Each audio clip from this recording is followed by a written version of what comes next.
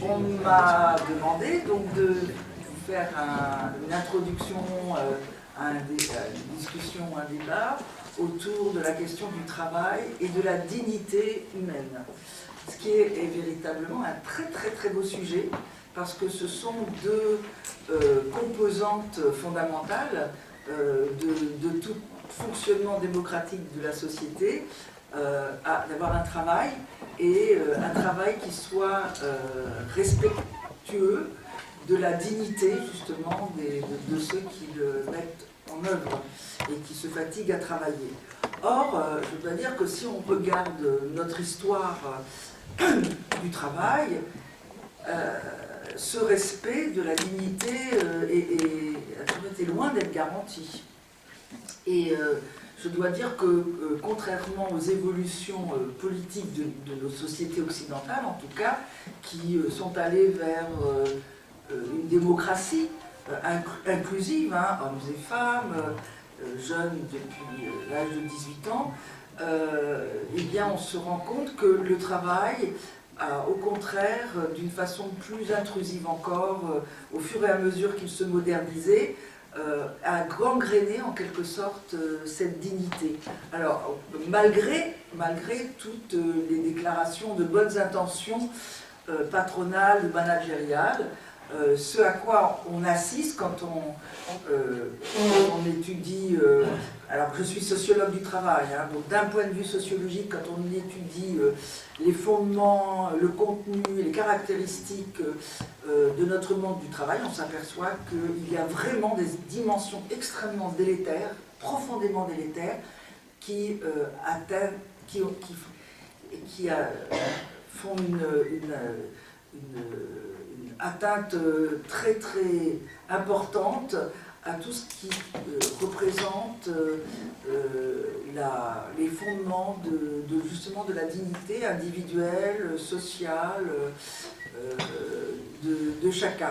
Donc l'idée que le travail est par définition émancipateur est vraiment à questionner, et c'est ce que je vais essayer de faire. Alors, pour essayer de vous expliquer ce qui constitue le modèle de modernisation managérielle dans lequel nous baignons, je vais essayer de repartir de ces débuts, de cette modernisation, et pour bien comprendre, je crois qu'il faut remonter, en tout cas en France, à un événement bien particulier, qui est mai 68. Mai 68, contrairement à ce que l'on a le plus souvent retenu, n'a pas été simplement une révolte étudiante, une révolte de jeunes avec Cohn-Bendit, une révolte féministe aussi, mais ça a été aussi, et on pourrait presque dire surtout, une grande révolte ouvrière, avec 3 semaines de grève générale et occupation d'usines, 3 semaines de paralysie totale de la France, et c'était beaucoup plus important qu'en 1936 pendant le Front populaire. C'était la plus importante grève du XXe siècle. Et il faut comprendre que cette grève a traumatisé, on peut utiliser ce terme, le patronat français, qui s'est vraiment posé la question de savoir s'il serait à l'avenir possible de continuer à exploiter la main-d'œuvre dans les entreprises françaises dans le cadre d'un ordre social capitaliste. C'était véritablement une question qui se posait, parce que l'importance de la fêlure qu'avait manifesté 68 était extrêmement forte, y compris chez les dirigeants politiques, et pour ceux qui s'en souviennent peut-être, le général de Gaulle, qui était à l'époque le président de la République, avait disparu de la scène publique pendant 3 jours parce qu'il était allé s'enquérir de la fidélité de l'armée française auprès du général Massu, qui était à Baden-Baden. Donc il avait le sentiment que la France était au bord du gouffre. Et alors ce que disent les historiens maintenant, mais on ne le savait pas à l'époque, c'est que le général de Gaulle était parti à 2 hélicoptères avec son épouse dans le premier et ses 2 fils dans le deuxième, c'est-à-dire qu'il demandait à être exfiltré. Et c'est le général Massu qui l'a rassuré et lui a dit retournez en France, l'armée interviendra si nécessaire. Et d'ailleurs, des chars d'assaut se sont rassemblés à Fontainebleau et à Rambouillet. Et le général de Gaulle a dit oui, je rentre avec mon épouse à Paris, mais mes enfants restent. Donc voilà, il y avait cette idée qu'on est au bord du gouffre et qu'il peut se passer n'importe quoi. Donc le patronat français a mis sur pied des groupes de réflexion avec des philosophes, des économistes, des sociologues, et ils sont arrivés à essayer d'imaginer un autre modèle qui pourrait satisfaire les aspirations des ouvriers, parce que c'était essentiellement des ouvriers, des employés à l'époque, sans compromettre l'ordre social capitaliste. Voilà. Et donc, ce modèle qui va se mettre en place se caractérise par 4 piliers fondamentaux. Et le premier pilier qui va être élaboré dans la deuxième moitié, au tout début de la deuxième moitié des années 70, c'est extrêmement important, ce sera l'individualisation systématique de la gestion des salariés et de l'organisation de leur travail. Ça, c'est le premier pilier qui va être une véritable, comme on dit maintenant, qui va être véritablement disruptif. Hein. On utilise beaucoup ce terme, parce que l'organisation taylorienne du travail était tout sauf individualisée. Elle a permis de créer des collectifs de travail qui ont beaucoup prospéré durant ce qu'on a appelé les 30 Glorieuses. Vous savez ce que sont les 30 Glorieuses en France, voilà.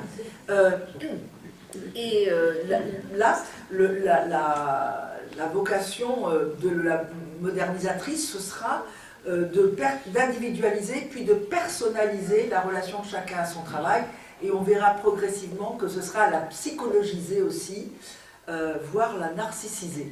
Alors au début, quand on pense individualisation, personnalisation, on peut se dire, effectivement, c'est un progrès de sortir de la logique de gestion de masse ou de grandes catégories et de donner l'importance à chaque individu en disant chacun est particulier, spécifique, porteur d'un engagement qui lui est propre. On peut se dire que là, il y a quelque chose de sain, de respectueux justement de la dignité humaine, puisque on ne va pas confondre les uns avec les autres, mais on va reconnaître ce qui est particulier à chacun.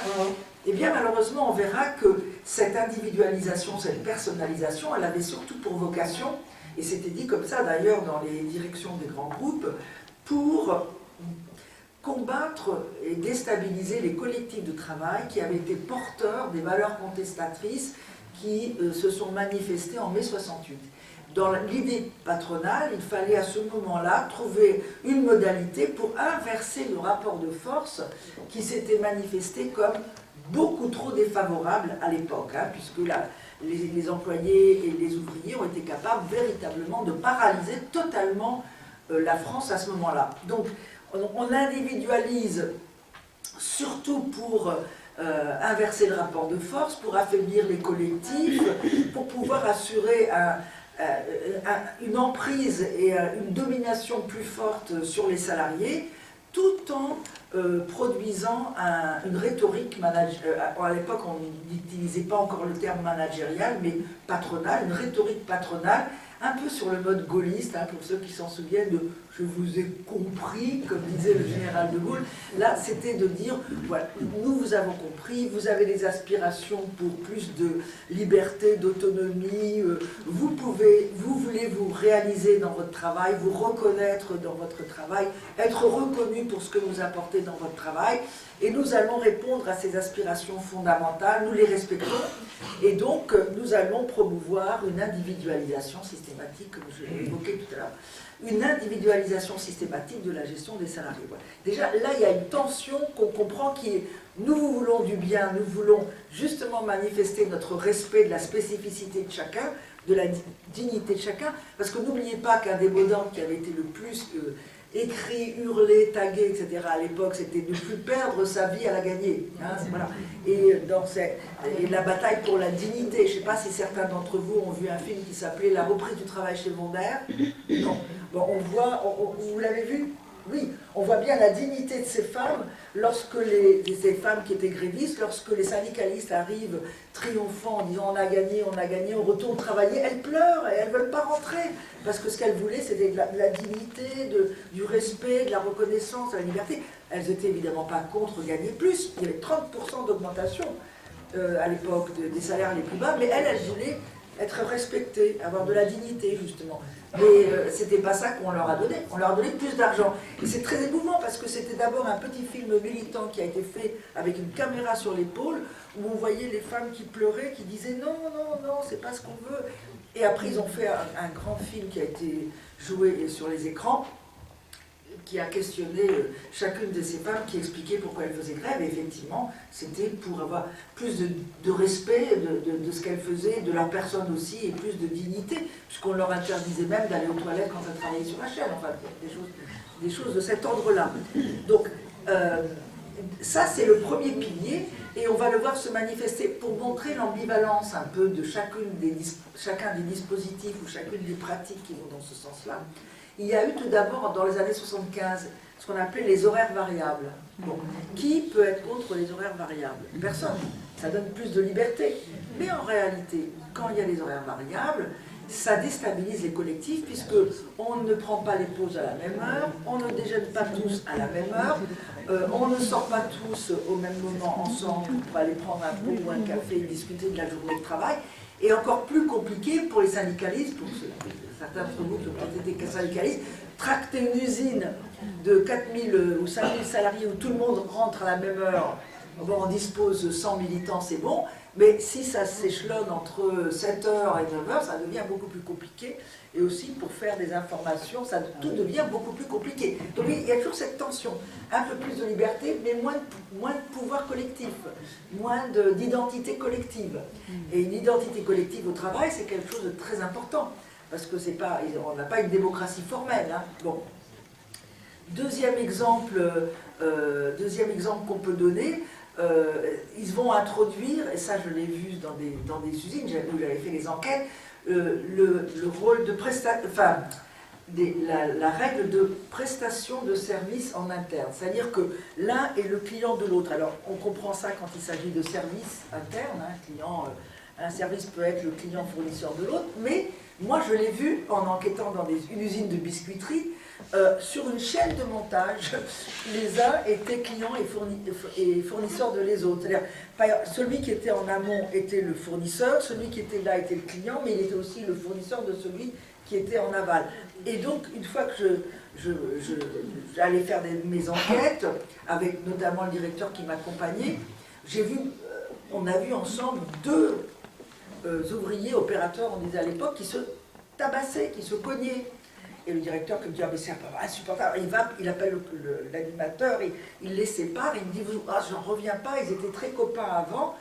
Et alors moi j'ai dit, mais oui, mais avant ils n'étaient pas clients fournisseurs, ils étaient ouvriers opérateurs sur la même chaîne, et là ils ont maintenant un petit cahier où ils peuvent se plaindre du travail de l'autre pour expliquer que le leur est plus difficile. Alors évidemment, ça change la nature des relations qu'il peut y avoir entre camarades, collègues, copains, potes, sur une chaîne de montage. Et puis il y a eu progressivement aussi les primes individualisées. La direction disant, ben, c'est normal, les gens, les uns et les autres n'ont pas la même qualité d'engagement, n'apportent pas la même qualité au niveau de la réactivité,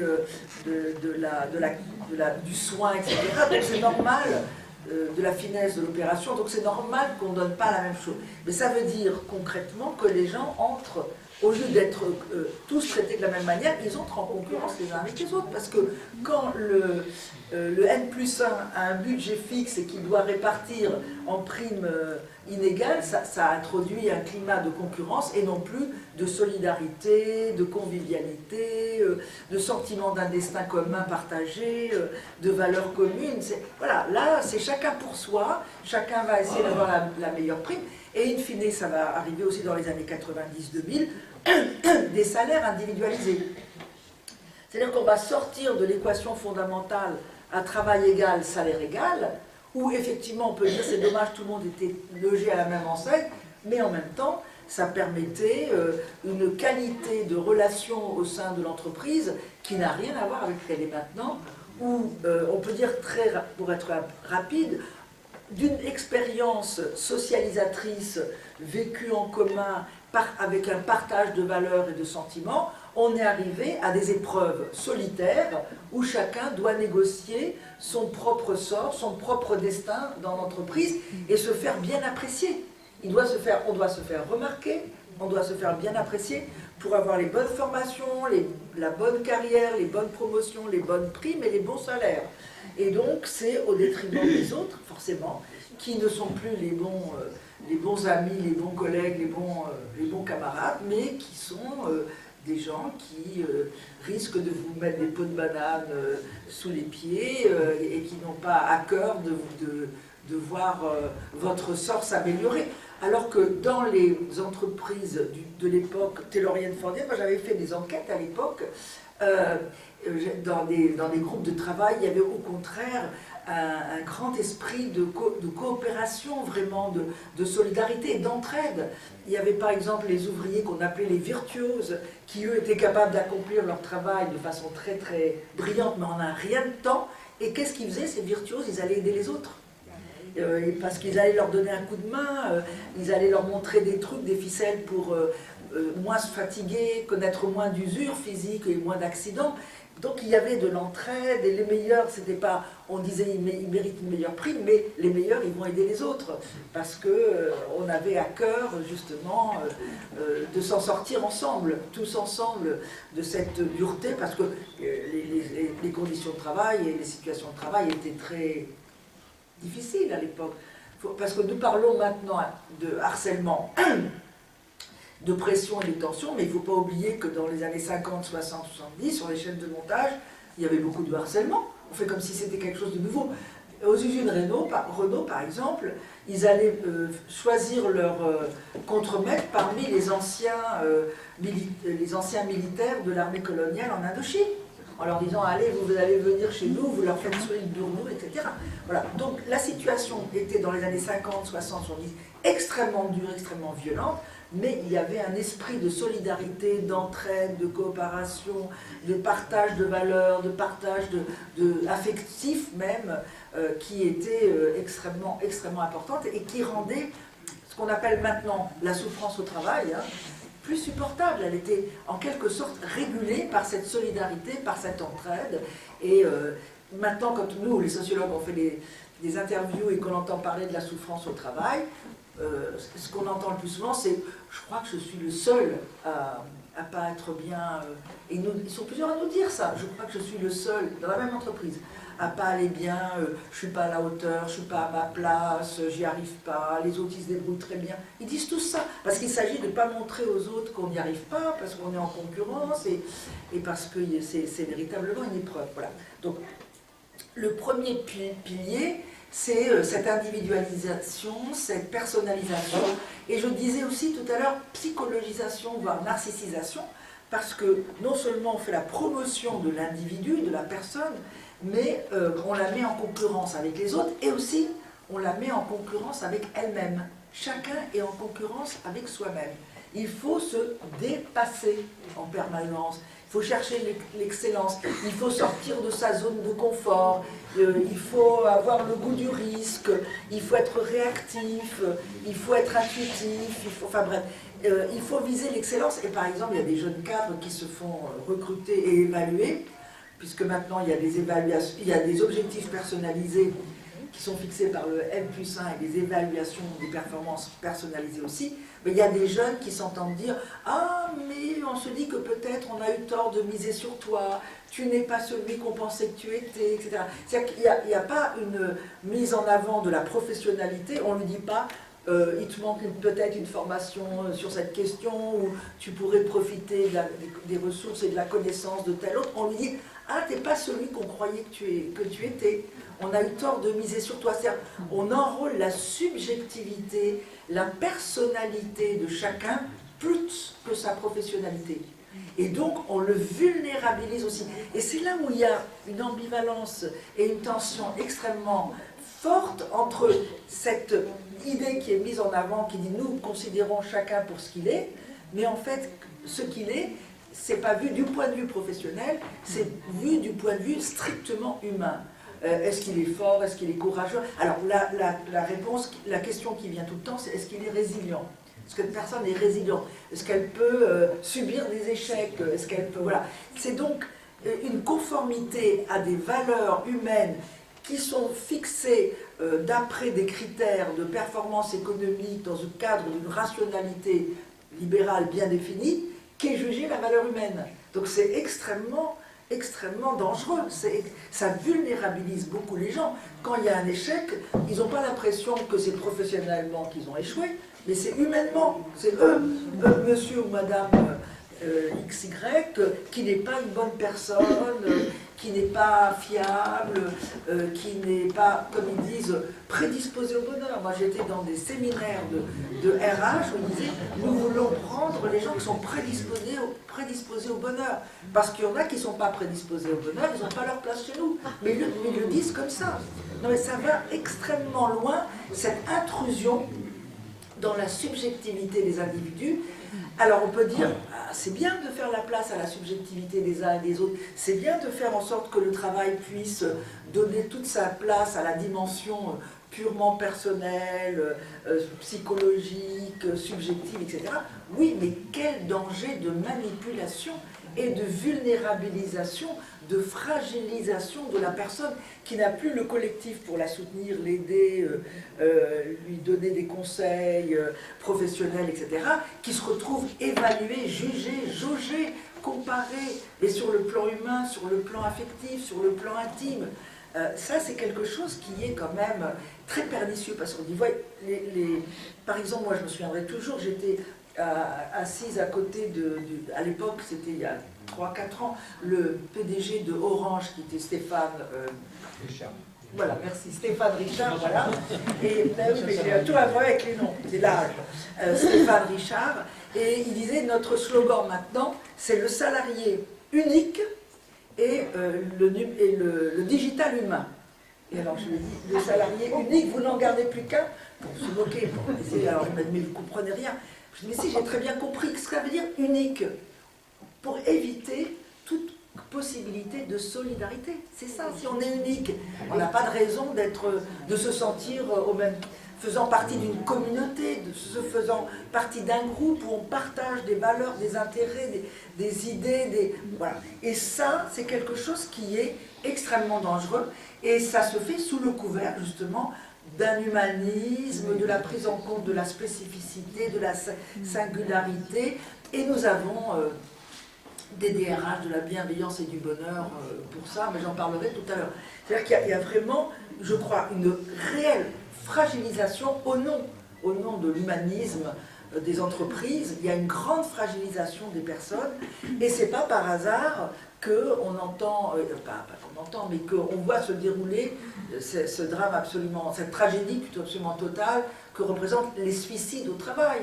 Alors il y a les suicides au travail, il se trouve que moi j'ai fait partie de l'Observatoire du stress et des mobilités forcées de France Télécom, et j'ai même été témoignée en tant que sociologue au procès qui a été fait contre les responsables de France Télécom, notamment j'étais au premier procès, là où il y a eu la condamnation à la prison ferme. Après il y a eu un appel, ils n'ont pas voulu réentendre les témoins. Mais bon, on parlait, nous avions suivi en tant qu'observatoire un nombre de suicides ou de suicides ratés absolument effroyable qu'on n'imaginait pas, qui n'existait pas. Alors, lorsqu'il y avait ces collectifs solidaires, où on s'entraidait, où on se donnait des coups de main, et aussi où on pouvait décrypter les difficultés à l'aune d'une morale collective, d'un sentiment de justice ou d'injustice collective. Là, c'est chacun à l'aune de sa propre sensibilité, ses propres faiblesses et ses propres fantasmes. Donc, c'est quelque chose qui est extrêmement dangereux. Bon. Alors, pour parler du narcissisme, pourquoi? Parce qu'on voit bien que lorsqu'il y a des entretiens individuels et des objectifs et des évaluations, ce qui est dit surtout aux jeunes, c'est montre que tu es le meilleur, montre que tu es le plus fort, montre-nous jusqu'où tu es capable d'aller, relève tous nos défis, tu verras, tu vas te révéler à toi-même, tu vas te révéler à ta hiérarchie. Enfin bon, il y a un enrôlement comme ça du narcissisme de chacun qui l'incite à rechercher un idéal du moi et donc à se mettre là aussi en fragilité, en vulnérabilité. Il faut savoir quand, et ça c'est très fortement en France, on pourra en discuter après pour savoir pourquoi c'est plus fort en France qu'ailleurs, mais ça explique le nombre de suicides malheureusement, et ça explique aussi un aspect dont on discute assez peu, mais que nous les sociologues on voit beaucoup en travaillant avec les addictologues, c'est qu'il y a beaucoup d'usage de substances psychoactives au travail pour tenir au travail. Les gens disent qu'ils le prennent pour tenir au travail, et les addictologues qui font beaucoup de rencontres, de colloques, parce qu'ils disent que c'est un phénomène dramatique, disent les gens viennent nous voir à partir du moment où ils s'aperçoivent qu'ils ne peuvent pas s'arrêter pendant les vacances, alors qu'ils pensaient qu'ils le faisaient uniquement pour le travail. Et ils disent, ils se rendent compte à l'occasion des vacances que c'était devenu effectivement une accoutumance et une véritable addiction aux substances psychoactives, alors qu'ils disaient, je le fais pour tenir. Et moi, j'avais fait des interviews de jeunes qui travaillaient dans des start-up, qui me disaient qu'il y avait des soirées festives organisées par le boss qui amenaient de la coke. Oui, qui amenaient de la coke. Alors, les jeunes disaient, bah, il n'oblige personne à en prendre. Hein. Enfin, ça faisait partie des éléments de festivité, de sociabilité, le côté ludique, le côté... oui, alors c'est des choses qui... Voilà. Donc j'essaye simplement de mettre en évidence ce qui peut apparaître au premier abord comme un grand progrès social, de dire on va prendre chacun pour ce qu'il est, on va sortir de la gestion de catégories, de la gestion massive où tout le monde a travail égal, salaire égal, etc. Donc on peut dire c'est magnifique, c'est bien, les jeunes ils aiment ça, ils aiment ce discours, ils disent bah oui, moi j'ai envie d'être récompensé pour ce que j'apporte moi au travail, mais en même temps ça donne l'opportunité de manipulation, chacun est pris dans ce qu'il a dans ce qu'il a de plus vulnérable, de faiblesse, montre t'es le plus fort, le plus grand, qui tu es, etc. Je ne sais pas si vous avez déjà vu les publicités pour recruter, de l'armée pour recruter. Non, c'est la même chose, hein, allez, le côté... et ça, c'est quelque chose qui est... Bon, qui n'a pas sa place dans le travail. Le travail, certes, a des dimensions héroïques, mais c'est aussi, surtout une base de... On coopère les uns avec les autres, pour produire quelque chose qui satisfera le besoin d'autrui. C'est ça le travail, hein. C'est on coopère avec les autres pour satisfaire les besoins d'autrui. Et là, ça devient, on se satisfait, on ne coopère pas, on est en concurrence avec les autres pour satisfaire son ego. Bon, alors là, il y a une dérive qui est très délétère, qui est malsaine. Bon. Premier pilier. Deuxième pilier, c'est l'organisation du travail. Et c'est là qu'on voit, qu'il y a une tension, pour ne pas dire une contradiction extrêmement forte entre la sursollicitation de l'ego de chacun, dis qui tu es, révèle-toi, réalise-toi, et puis de lui dire dans un contexte d'organisation du travail qui reste inspiré des logiques théorielles. C'est ça, je dirais, un des drames du travail, c'est que les aspirations qui sont sursollicitées et qui sont mobilisées en permanence de allez, montre qui tu es, réalise-toi, viennent se fracasser contre des situations de travail où l'on est régi par des modes opératoires comme Taylor le voulait à l'époque. C'est-à-dire que ces modes opératoires, ce sont maintenant des process, des processus, des protocoles, des nomenclatures, des codifications, des reportings, des bonnes pratiques qui sont pensées par autrui, qui sont pensées par des experts de grands cabinets internationaux d'une façon totalement abstraite, donc à distance du travail réel, à distance du terrain, et qui vont s'imposer aux professionnels, qui vont être obligés de travailler comme on leur dit de travailler en suivant des processus, des protocoles, des process, etc., tout en étant stimulés pour se réaliser, s'éclater et se mettre en concurrence avec, non seulement d'ailleurs les collègues, mais on lui demande aussi avec le client. Hein, soit plus fort que le client, arrive à le... Bon. Donc là, on voit bien qu'il y a une contradiction totale. Comment se réaliser dans un monde où vous n'avez pas de liberté, pas d'autonomie, et vous êtes, je dirais, enfermé, oui, enfermé. Je cherchais le mot, vous savez, où on met les gens qui... Camisole. Camisole, voilà. Dans une camisole que représentent les procédures, les protocoles, etc. C'est un travail énorme, impossible que d'essayer de faire quelque chose de bien dans quelque chose qui est prépensé abstraitement. On se retrouve dans les situations que préconisait Taylor. Alors, vous allez me dire, pourquoi? Pourquoi alors qu'on sollicite chacun pour ce qu'il est, pour ce qui le motive, etc.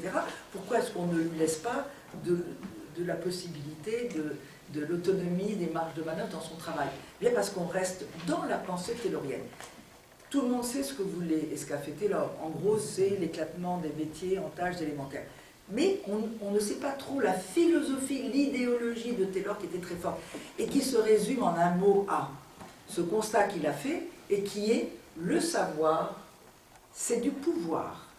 Si on laisse le savoir aux ouvriers dans les ateliers, on leur laisse le pouvoir. Toute la pensée et tout le modèle taylorien, c'est de transférer le savoir que détenaient les ouvriers de métier dans les ateliers pour les apporter à l'employeur qui va s'entourer d'ingénieurs formés dans les meilleures écoles américaines à l'époque, et eux vont décider de l'organisation du travail. Parce que jusqu'à présent, c'était les ouvriers de métier qui embauchaient eux-mêmes des compagnons et qui définissaient l'organisation du travail. Grâce à leur savoir de métier, c'était des ouvriers de métier. Et Taylor a dit, qu'est-ce qu'ils font? Ils défendent leurs intérêts. Il disait, moi je comprends. Il y a aussi la dimension idéologique qu'on va retrouver tout le temps dans la pensée managériale. Il dit, moi je les comprends, je ferai la même chose à leur place. Sauf que, dit-il, ceux qui en pâtissent le plus ne sont pas les employeurs, qui n'ont pas les profits qu'ils pourraient avoir.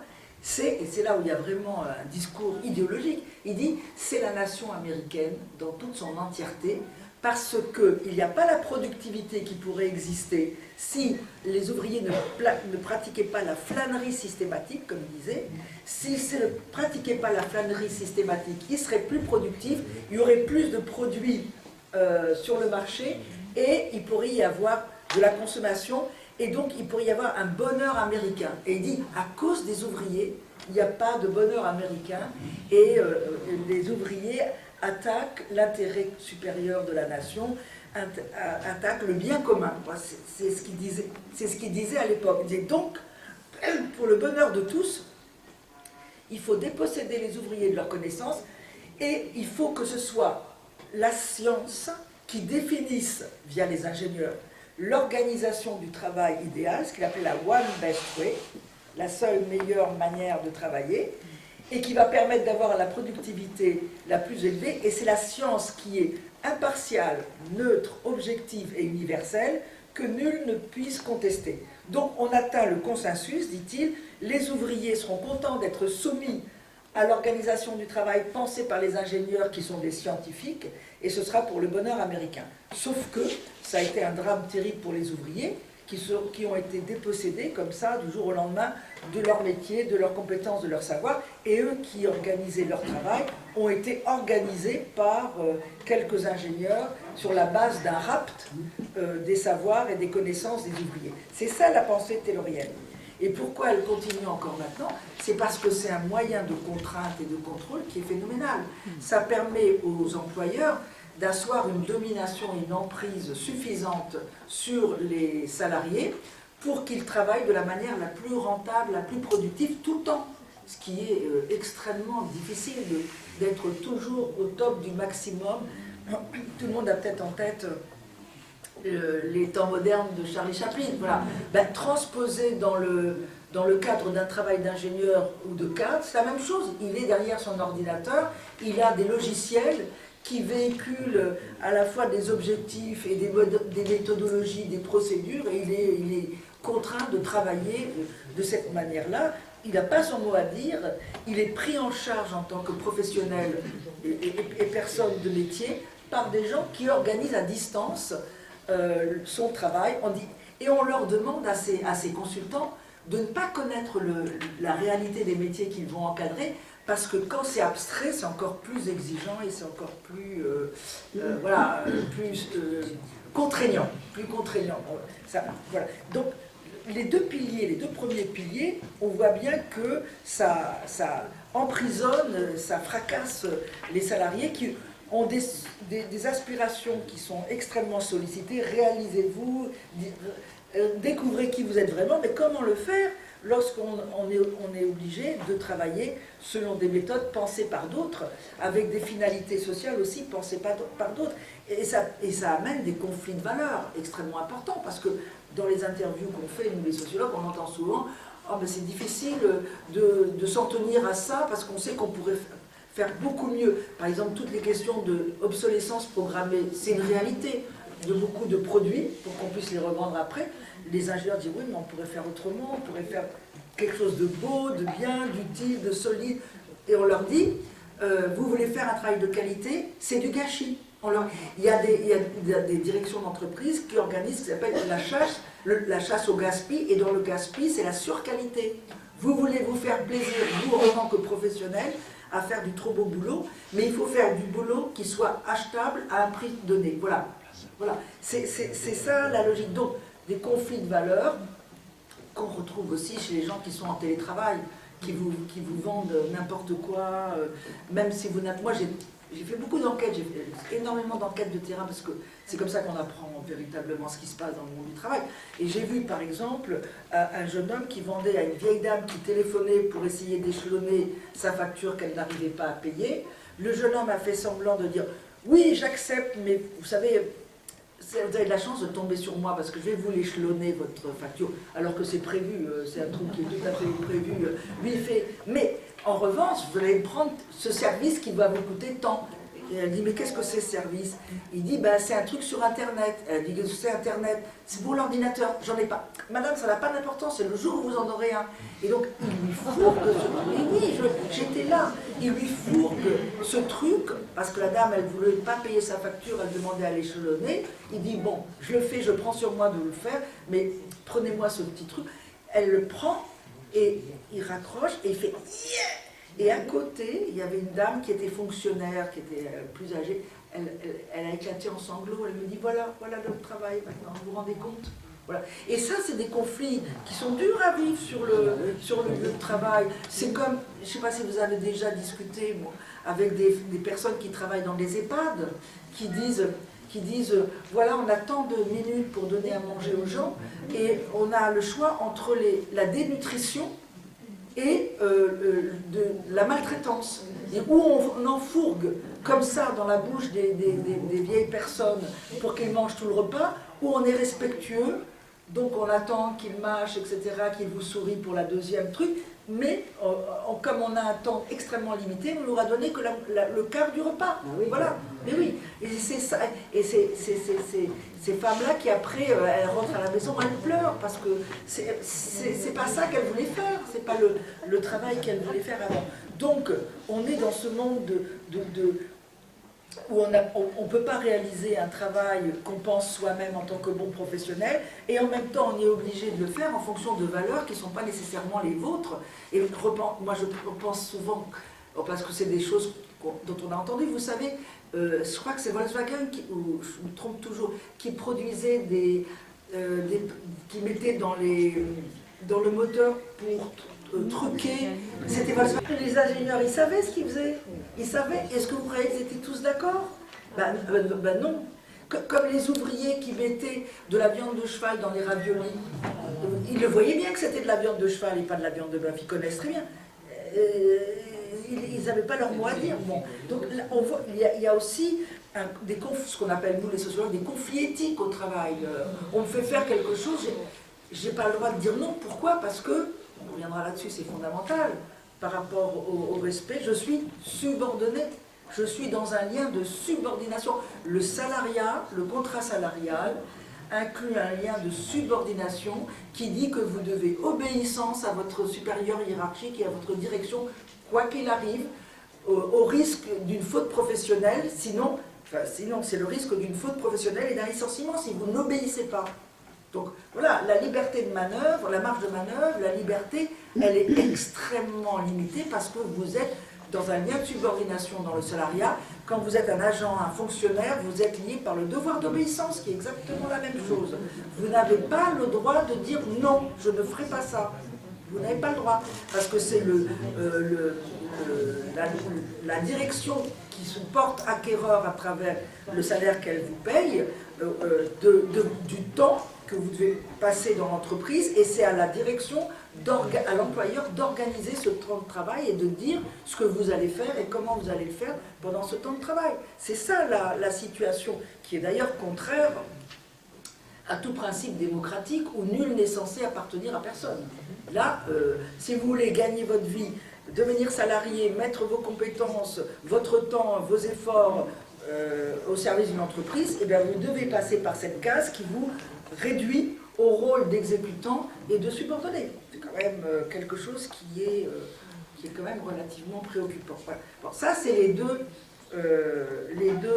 piliers sur lesquels... Le troisième pilier, c'est... ça paraît peut-être un peu curieux pour un pilier, mais c'est le changement permanent.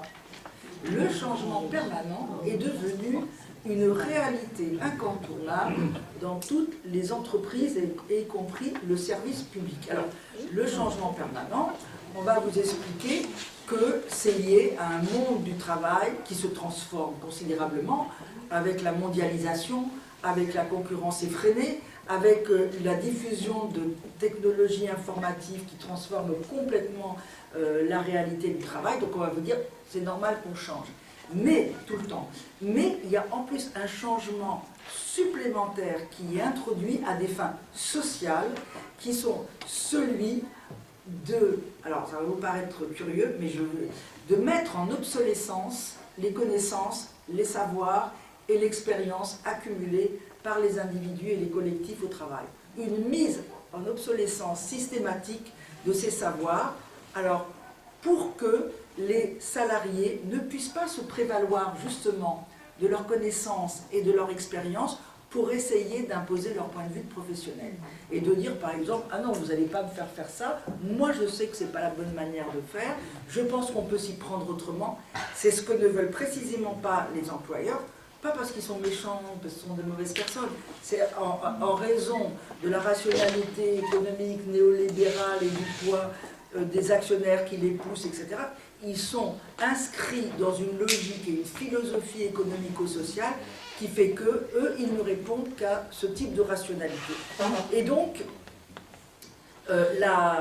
l'idée, c'est, par rapport à cette rationalité, les autres rationalités sociales, culturelles, écologiques, n'ont pas leur place, Donc, il faut, et professionnels au sens logique de métier, n'ont pas leur place. Donc, il faut déposséder, comme Taylor l'avait fait, mais d'une manière différente, parce qu'on ne peut pas procéder exactement de la même façon qu'avait fait Taylor à son époque, hein, à la fin du 19e siècle.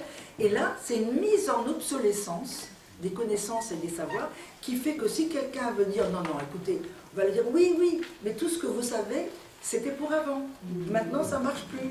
Donc, il faut nous faire confiance. » Et nous avons les consultants qui sont spécialisés justement dans le benchmarking, qui regardent dans toutes les parts du monde, dans tous les secteurs industriels, tertiaires, quelles sont les meilleures manières de travailler, les meilleurs procédés, etc. Et donc, c'est eux qui vont vous dire, en quelque sorte, rendez les armes, quoi. Acceptez de vous en remettre à ces procédés, ces protocoles, pensez en dehors de vous, parce que le changement permanent vous fait perdre tous vos repères, mais en obsolescence, comme j'ai évoqué, vos savoirs, vos connaissances, votre expérience, mais vous fait perdre votre boussole professionnelle aussi. Et ce n'est pas quelque chose qui est uniquement le résultat, c'est pensé par des spécialistes. Moi, je vais vous donner un exemple. À la fin des années 90, j'avais été invitée à un séminaire de cadres de France Télécom, c'est pour ça qu'après je me suis intéressée à France Télécom, pour faire un exposé sur l'évolution du travail. Et à la fin du séminaire, un cadre plutôt supérieur, plutôt très supérieur, est venu me voir et elle m'a dit « Madame, est-ce que vous savez quel est mon véritable travail ?» Je lui ai dit « Non, vous allez me dire. » Eh bien, mon véritable travail à France Télécom, c'est de produire de l'amnésie. Je ne comprends pas. Il dit « Oui, madame, parce que d'ici quelques années, c'était effectivement le moment, France Télécom va prendre un virage commercial et privé. Et donc, comme nous avons des agents qui ont été formés uniquement aux valeurs du service public, avec la triple égalité républicaine, des usagers entre eux, des agents entre eux, des usagers avec les agents, etc. Bon, nous allons avoir besoin d'autres valeurs, le client, le commercial, etc., etc. Et donc, il faut faire une sorte de transformation identitaire professionnelle des agents pour qu'on puisse appliquer nos nouvelles valeurs. Et donc moi je fais le vide, je suis là pour faire le vide de manière à ce qu'on puisse introduire les nouvelles valeurs du privé, du commercial, etc. Et je dis d'accord, mais alors comment on fait pour faire le vide? Il m'a dit, madame, c'est facile, on secoue le cocotier. Et je dis, qu'est-ce que ça veut dire? Ben, on sort les salariés, les agents, de leur routine, de leur réseau de complaisance, de leurs habitudes, etc. Et donc, on les met à nu. C'est la politique du changement permanent. Et d'ailleurs, ce qui a rendu France Télécom aussi délétère et conduit à cette terrible vague de suicides, c'était précisément le changement permanent. Ils l'ont reconnu.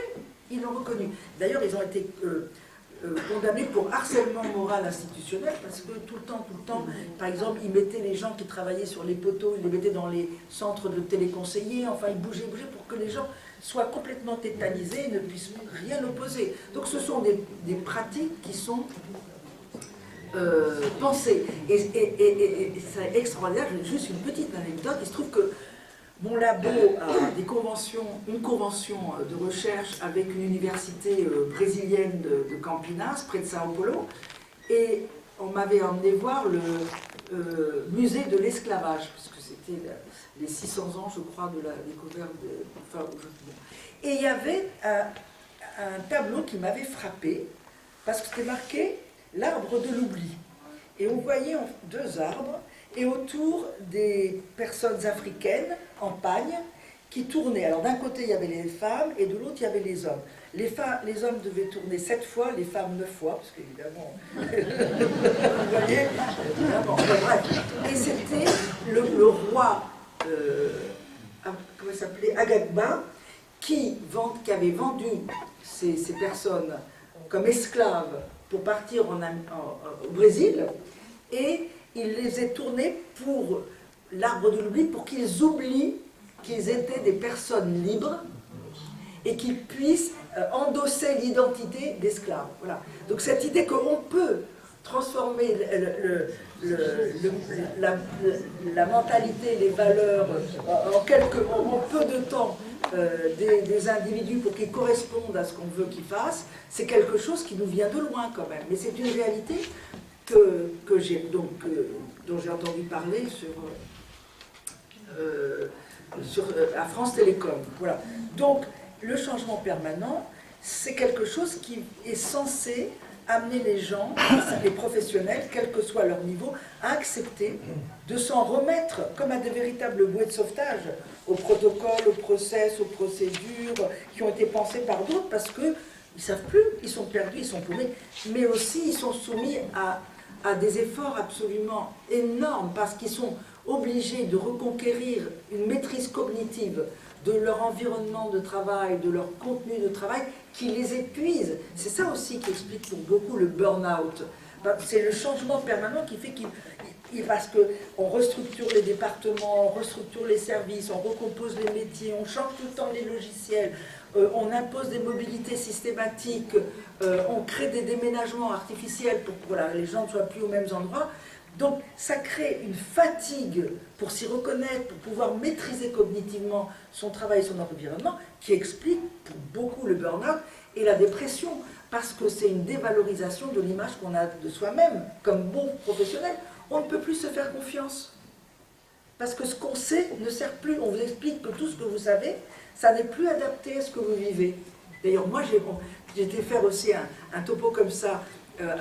C'était un grand rassemblement de responsables d'entreprises, c'était organisé par les Échos. Et des gens de France Télécom sont venus me voir et ils m'ont dit « Oh, c'est formidable ce que vous dites, c'est exactement ça ». J'étais un peu étonnée, parce que c'était très critique, et ils m'ont regardé Et ils m'ont dit, mais revenez nous voir, parce que tout ce que vous dites, c'est très juste, mais c'était juste il y a 3 ans. Maintenant, ça n'a plus rien à voir. Madame. Mais revenez faire des enquêtes chez vous. Une disqualification de la critique, comme il y a une disqualification des connaissances et des compétences. C'est extrêmement fort, quand même. C'est ce que la recherche ne sert plus à rien, puisque tout a changé depuis. À chaque fois, forcément, nous, on arrive un peu après. Parce qu'on ne peut pas anticiper l'analyse de quelque chose qui n'existe pas. Voilà. 4 piliers, alors je vais très vite, hein. C'est des déclarations d'amour, on vous aime.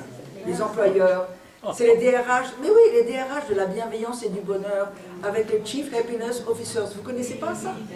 Vous ne connaissez pas les Chief Happiness Officers? Les responsables en chef du bonheur?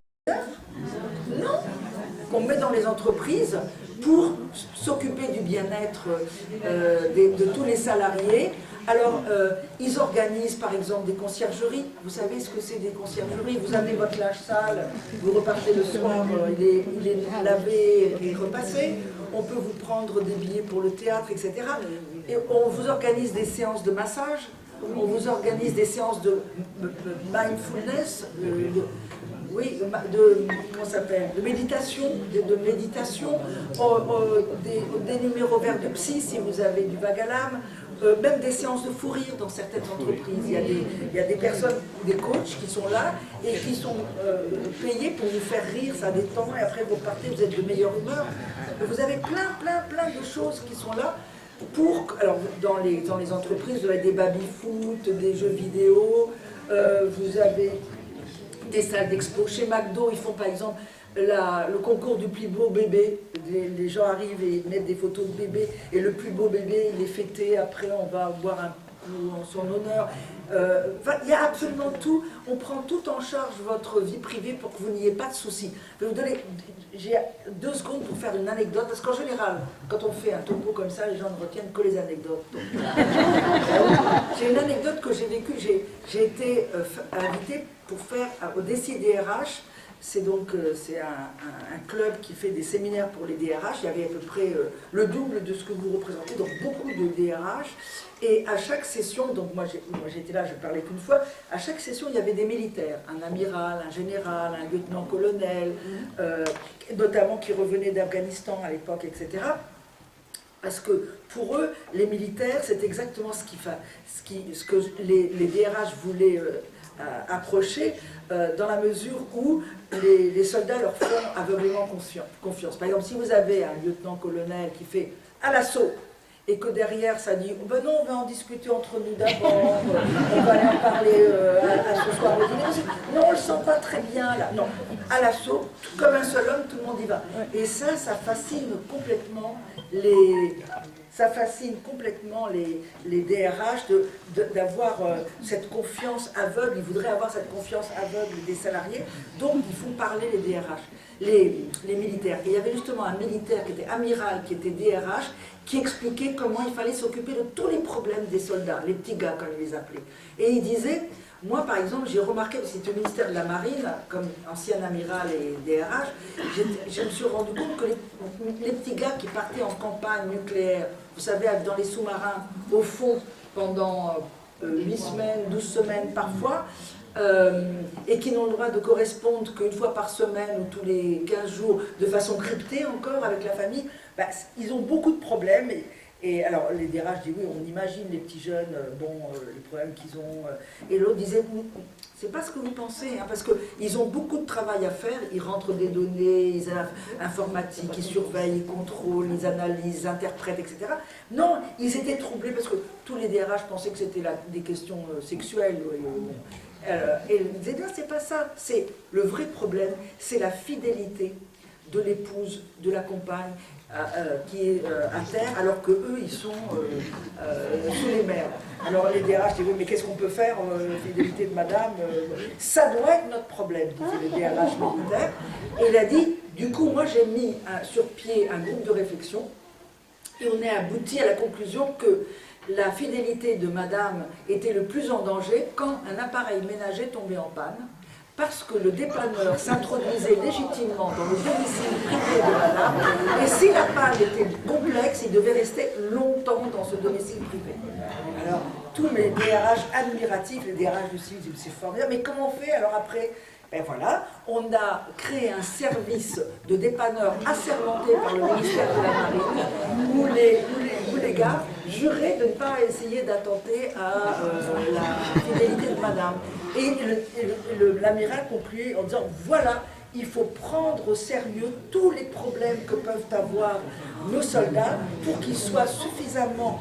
qu'ils aient suffisamment de liberté d'esprit, qu'ils se sentent suffisamment bien pour pouvoir faire confortablement leur travail. Voilà. Donc, cette idée de on va chercher loin,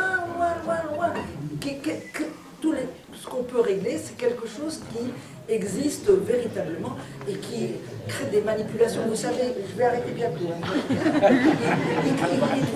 Il y a certaines entreprises qui proposent aux femmes, aux jeunes femmes de congeler leurs ovocytes, parce que pour ne pas gâcher leur carrière et pas avoir d'enfants pendant que la carrière est mal, donc parce que ça coûte beaucoup d'argent, la direction leur congèle les ovocytes.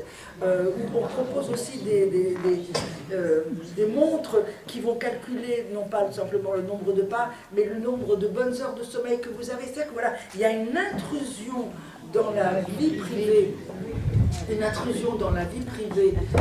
qui va très loin. Et je vais bientôt terminer, donc ça c'est mon 4e pilier.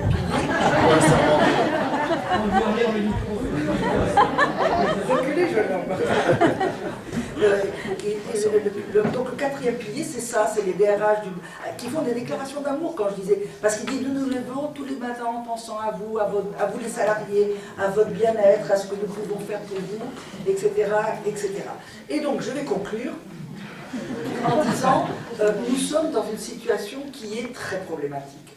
Alors, non seulement pour le bien-être et le respect de la véritable, je pense que vous aurez compris que nous sommes dans un modèle qui prétend prendre en compte la dignité, respecter les humains, mais qui en réalité, au contraire, malmène complètement ces humains et ne les respecte pas en tant que ce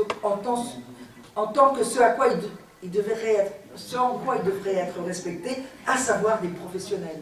Il faut les respecter comme des professionnels et non pas comme des humains, parce que là on peut tout manipuler, on peut absolument tirer toutes les ficelles que l'on veut et ça vulnérabilise énormément les personnes. Donc du point de vue du bien-être réel, ce modèle est délétère, comme il l'est du point de vue des satisfactions des consommateurs. Vous savez maintenant que le marketing s'empare des neurosciences et de l'intelligence artificielle et se disent capables de vous faire acheter quelque chose avant que vous-même n'ayez eu conscience du désir que vous avez de la chose que vous venez d'acheter. Voilà. Non, mais c'est vrai. Alors ça, ce sont deux importants défis. Il y en a un troisième qui est probablement encore plus important. C'est il nous faut changer véritablement nos modèles de consommation et de production pour des raisons qui sont complètement urgentes et vitales, de non-prédation des ressources planétaires. Si on veut assurer la pérennisation de l'humanité sur cette terre, il faut absolument que nous réfléchissions ensemble à d'autres modalités de production et de consommation qui, pour le coup, prennent en compte véritablement la dignité humaine en tant que producteur et consommateur, mais aussi les besoins de l'humanité par rapport à la planète. Et ça, pour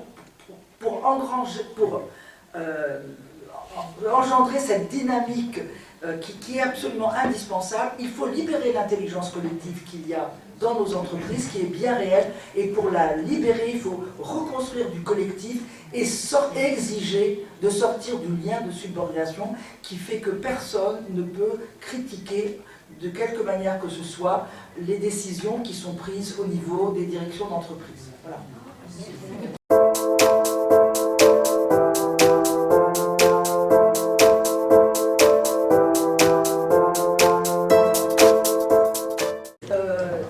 Si vous voulez, votre question, elle me renvoie à quelque chose que j'avais analysé et remarqué à l'époque, c'est-à-dire qu'on a, avec deux collègues, suivi la fermeture des usines Chausson, du côté, enfin, à la demande des syndicats, C'était un prêtre ouvrier qui suivait l'affaire, et nous avions vu qu'il y avait eu des suicides, il y avait eu des décompensations, des maladies graves à la suite de cette fermeture, qui avait été fait à base de mensonges. Hein. C'est-à-dire que ça avait été décidé, on avait eu les actes de décision de la fermeture par les actionnaires, et ça n'a pas été dit aux salariés. On leur a dit au contraire qu'il fallait faire des efforts pour redresser l'entreprise, donc ils ont travaillé encore beaucoup plus, et puis on leur a dit on va faire un petit plan social parce que sinon on s'en sortira pas. Ils avaient prévu d'en faire 3 échelonnés, et ils n'ont dit la vérité qu'au moment de la fermeture. Et donc ce que nous avions remarqué, c'est que les gens qui s'en sortaient, c'était ceux qui s'étaient lancés dans la bataille. Mais il faut dire que la bataille avait été très très rude. Hein. Ils se sont vraiment heurtés. C'est pas simplement les syndicalistes, mais tous les salariés ils sont confrontés à la police. Ils ont mis le feu à la préfecture de Creil. Ils ont mis le feu à des voitures. Ils ont envahi le studio d'Antenne 2, parce que Chirac à l'époque avait fait une promesse comme quoi cette entreprise ne fermerait jamais, donc ils sont débouchés dans le studio pendant que c'était en tournage. Bref, et ces gens-là, ceux qui avaient combattu collectivement, qui s'étaient entraînés, etc., s'en sortaient beaucoup mieux que ceux qui essayaient de se protéger, de survivre au premier plan social, de survivre au deuxième plan social. Donc les personnes qui étaient dans l'action collective, et qui étaient déjà dans un collectif et dans une action collective, s'en sortaient beaucoup mieux.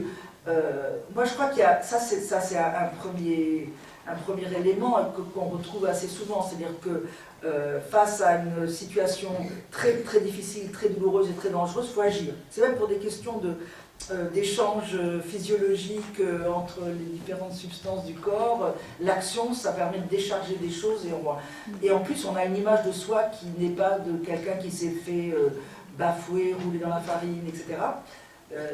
À qui on a menti. Ça c'est un premier point. Le deuxième point, je crois, et ça c'est très très important, c'est d'essayer de comprendre ce qui arrive, pourquoi ça arrive.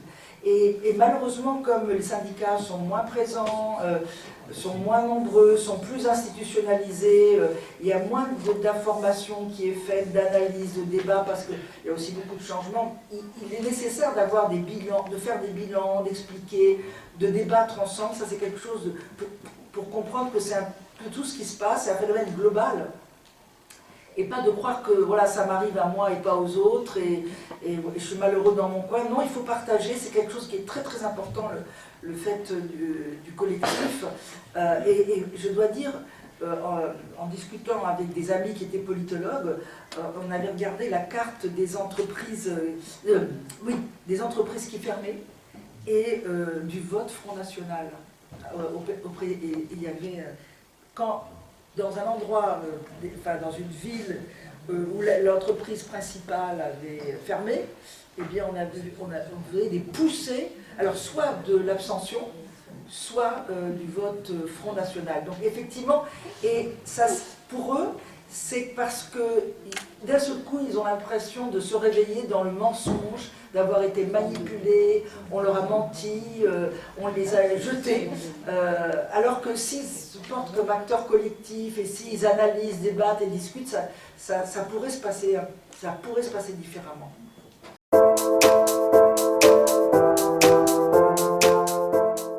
Ça se voit, le gâchis humain, et c'est pour ça qu'il y a les DRH de la bienveillance, du bonheur, les Chief Happiness Officers et tout ça, ça se voit. Que c'est même moins productif que si on faisait confiance aux professionnels, ça se voit aussi, mais si vous voulez, ce qui est fondamental, et c'est plus fort en France que dans d'autres pays, pour des raisons historiques.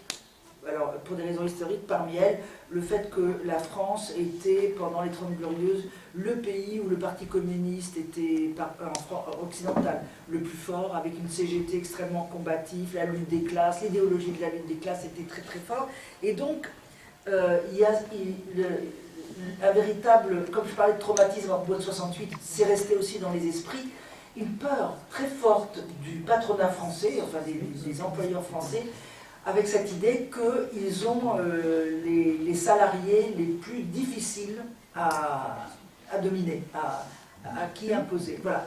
Et d'ailleurs, je ne sais pas si vous connaissez un sociologue qui s'appelle Philippe Diribarne, qui a écrit sur la logique de l'honneur, parce qu'avec son équipe, il a fait des comparaisons dans beaucoup de pays sur différents continents, et il a montré que comparativement à la logique contractuelle où les salariés disent « bon ben moi je vais faire ce qu'on me demande de faire, je suis lié à par un contrat à mon employeur, même si c'est pas du mieux, etc., c'est lui qui en paiera les conséquences », une espèce de mise à distance un peu subjective du travail.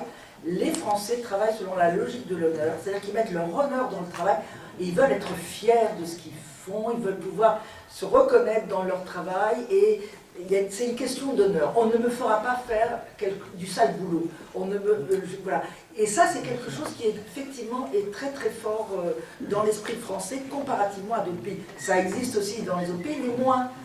Cette espèce de difficulté de la part des salariés. Voilà.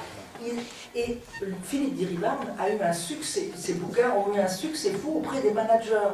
Moi, chaque fois que j'allais parler avec des managers, ils me parlaient tous de Philippe Diribarne. Donc ils ont intégré cette idée que les Français veulent n'en faire qu'à leur tête, quoi, selon leur honneur, et donc il faut pouvoir les contrôler, il faut pouvoir les contraindre pour le bien. Alors ils vont vous expliquer que c'est pour sauvegarder les emplois, pour sauvegarder la performance de l'entreprise. Il faut obliger les salariés à faire ce qu'on veut qu'ils fassent pour avoir la plus forte rentabilité et donc dans un monde très concurrentiel, pouvoir continuer à exister. Donc voilà, il y a ça, ils le savent, mais ils pensent que c'est indispensable. Dans les écoles de managers, dans les grandes écoles, ils disent, moi j'ai pas été, mais que voilà, la première chose, vous allez être manager, vous serez seul, ils vont être nombreux. Comment vous allez faire pour asseoir votre autorité?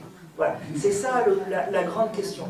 Et voilà, et donc les consultants sont là pour aider, ils vont coacher les managers pour qu'ils puissent asseoir leur domination, asseoir leur autorité, contraindre, contrôler, etc. Et ça, c'est plus particulièrement français. C'est beaucoup moins en Angleterre, beaucoup moins en Allemagne, mais en France, c'est cette idée de... Si on les laisse, ils vont faire n'importe quoi à leur tête, ils vont vouloir être le meilleur, celui qui fait le plus beau frigidaire, c'est du gâchis, voilà. Et il y a ça qui est très très important. Sur la deuxième question, des métiers en tension, je pense, alors, j'ai moins d'explications pour les métiers en tension comme l'hôtellerie, quoique les jeunes, à mon avis, veulent une vie qui soit un peu plus équilibrée, ils veulent pouvoir... alors, non, si. Il y a une explication peut-être, c'est que avec le Covid, avec l'épidémie de Covid, les jeunes ont pris conscience de la fragilité de l'humanité. Franchement, parce que si on écoutait la télé ou la radio, ça arrive, ça peut tuer des millions de gens, des centaines de millions, et après il y en aura peut-être d'autres, etc.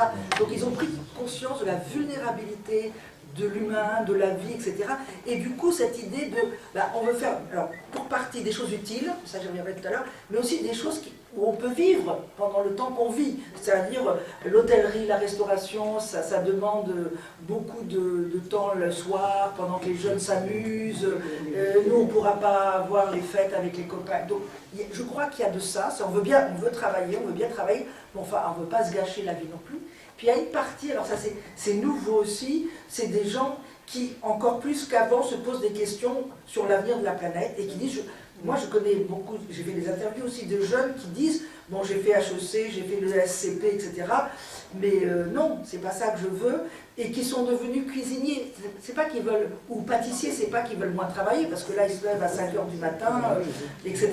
Mais ils disent, je fais du bio et du local, je fais des choses qui sont bien et dans lesquelles je me retrouve, et c'est matériel. Et je ne veux pas faire carrière, comme mes parents veulent que je fasse carrière, en allant dans les entreprises, la meilleure entreprise automobile ou d'informatique pour faire carrière. Non, moi je m'inquiète de notre avenir. Et donc il y a les deux, la vie et l'avenir. Et je pense que ça a été accentué par la crise du Covid qui a vraiment rendu conscient les jeunes générations de la vulnérabilité de l'humanité.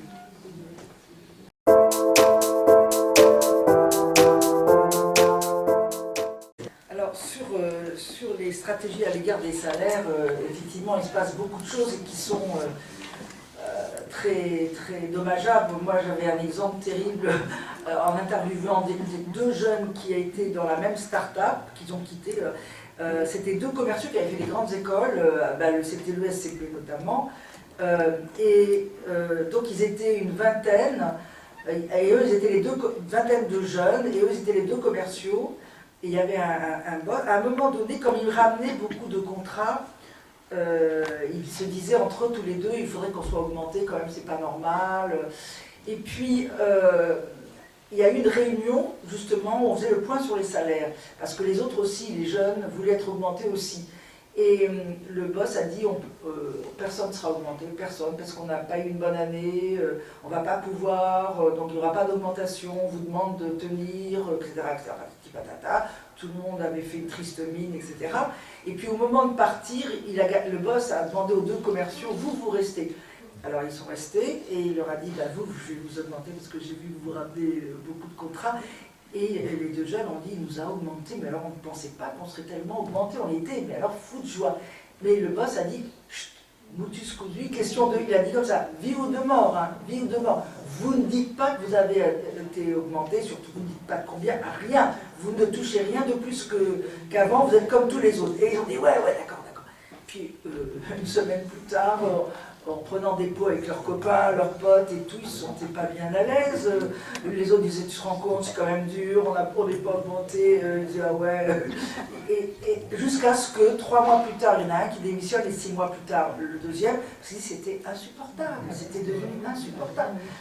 Enfin, d'embarquer des jeunes dans un mensonge par rapport à leurs copains, ça peut devenir abject. Donc effectivement, ça se passe dans les entreprises. Je me demande, mais le dis pas. Et c'est des stratégies d'inféodation. Hein, c'est pour que lui, le boss, il ne pensait pas que les deux démissionneraient. Il pensait qu'au contraire, il serait reconnaissant et deviendrait plus royaliste que le roi, etc. Donc voilà. Et sur la deuxième question, des métiers en tension. Pourquoi dans l'eau et l'assainissement, ça m'étonne un peu que les gens, parce que c'est un métier hyper utile,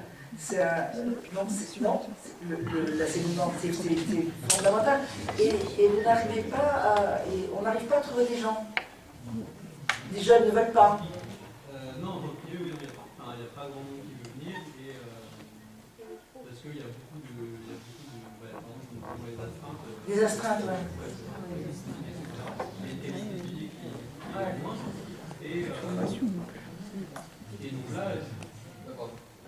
Et donc là, au contraire, du coup, comme ils n'arrivent pas à trouver de personnes, donc les salariés, entre guillemets, ils ont le pouvoir quand on veut changer de travail, mais se pose vraiment la question de, dans 10 ans, comment ça sera. Moi, j'étais dans une des dernières promotions d'apprentis qui se passait comme ça, parce que après, les entreprises ont mis en place des campus qui formaient les apprentis, et ces campus-là, ils ont fermé l'année dernière. Mais du coup, les campus publics auxquels moi j'ai été, du coup, n'existent plus puisque donc c'est quelque chose qui est très récent. Mais dans les métiers de l'eau. Mais je ne savais pas si vous auriez une analyse sur d'autres métiers qu'il y aurait eu dans le passé, qui auraient pu comme ça disparaître ou pas, je ne sais pas. Non, mais effectivement, c'est peut-être lié à la disparition des campus dans le cadre de l'eau et de l'assainissement. Parce que les campus, ça veut dire c'est des gens qui sont amenés progressivement vers ce genre de travail à partir des universités ou des lycées, non? Oui.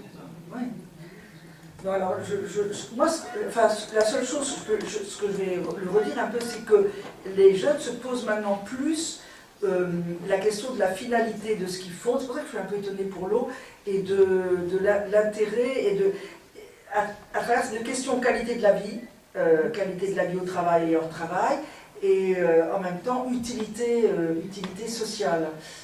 Voilà.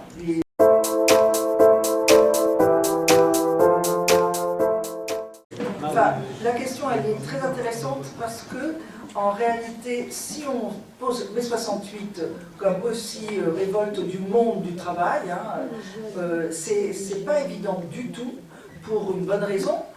celle que j'ai essayé d'expliquer, à savoir l'individualisation, la personnalisation de la relation de chacun à son travail, qui a beaucoup marqué notre monde du travail.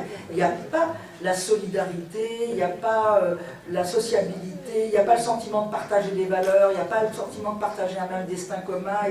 Et donc la difficulté de se transformer en acteur collectif, c'est compliqué, hein, parce que tout ça, avant mai 68, dans les entreprises, il y avait, moi j'ai fait des interviews, alors pas pour, j'étais pas là, mais j'ai interviewé les personnes en disant comment ça se passait avant, et ils parlaient tous, qu'est-ce qu'on était ensemble, on rigolait, même dans les moments les plus durs, on fait semblant de boire des cafés, mais en réalité on mettait du cognac, enfin bon, non mais c'était une vie en soi, et j'ai aussi des jeunes femmes qui prenaient le car à 5 h du matin, parce qu'elles étaient dans le nord de la France pour aller travailler dans les industries textiles, et qui disaient que c'était les plus beaux moments de notre vie. Alors je dis oui, c'est parce que vous étiez jeunes.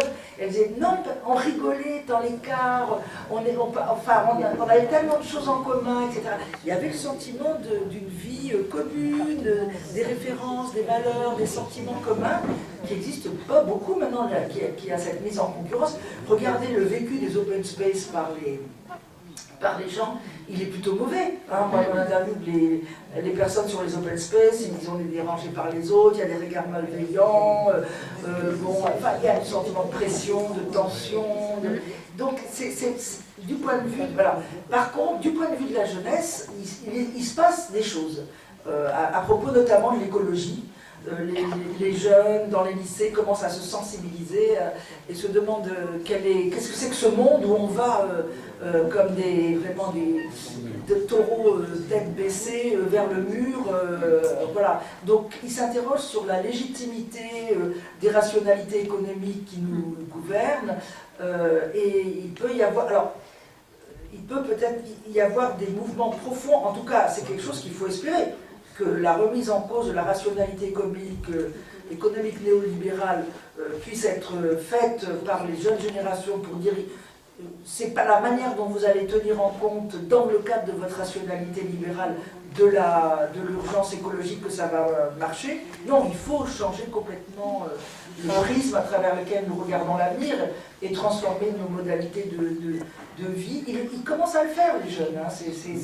Moi, je vais encore au labo, malgré mon grand âge, et je déjeune à la cantine. Le nombre de jeunes qui mangent que végétariens, c'est étonnant, étonnant. Donc il y a vraiment, eux, des changements de vie qui s'installent, et puis de la tolérance aussi à l'égard des autres, sur les préférences, les orientations sexuelles, etc. C'est un autre regard. Alors, par rapport à 68, qu'est-ce qui va se passer, on ne peut pas savoir, mais je pense que la jeune génération, elle est porteuse de valeurs et de questions qui remettent en question la rationalité économique et politique dans laquelle nous vivons.